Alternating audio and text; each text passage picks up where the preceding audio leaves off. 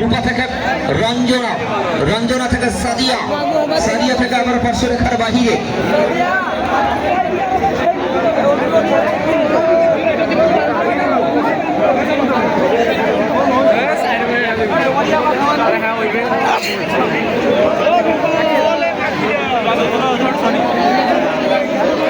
এরকম লাইভ দেখাইলে হবে।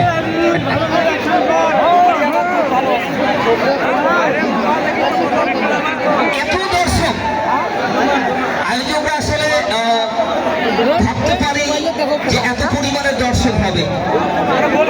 এই মানুষগুলো কিন্তু এই মানুষগুলো সকলেই স্বপ্নার ভালোবাসার মানুষ সবাই। আচ্ছা দেখি দেখি ভাইরা, স্বপ্নার জন্য একটা হাততালি হবে। স্বপ্নার পক্ষের ভাইরা, স্বপ্না তুমি থেকে যাও আমাদের এলাকায়।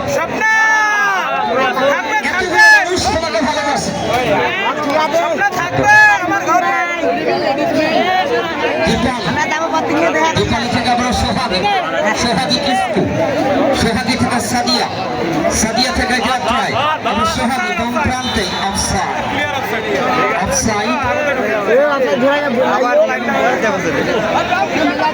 আমাদের চেয়ারম্যান মহোদয়, পাশাপাশি দিলীপ স্যার সহ। এই যে দেখেন, এটি হচ্ছে ফুটবলের প্রতি মানুষের ভালোবাসা।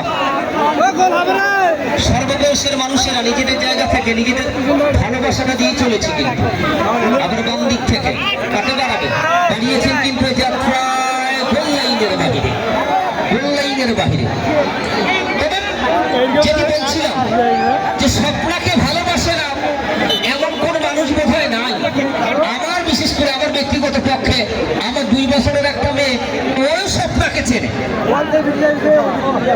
বিভিন্ন রিলস ভিডিওতে যখন স্বপ্নাকে দেখেছে ডিরেক্ট বলে দেয়, বাবা এটা স্বপ্না। এই সেই স্বপ্ন যাকে দেখার জন্য হাজারো যুবক প্রত্যেকের মোবাইলটা বাইর করেছে স্বপ্নাকে দেখার জন্য, এবং স্বপ্নাকে ক্যামেরা বন্দি করছে। তারা আগামী 3-4 মাস নিজেদের মোবাইলে স্বপ্নাকে দেখবে।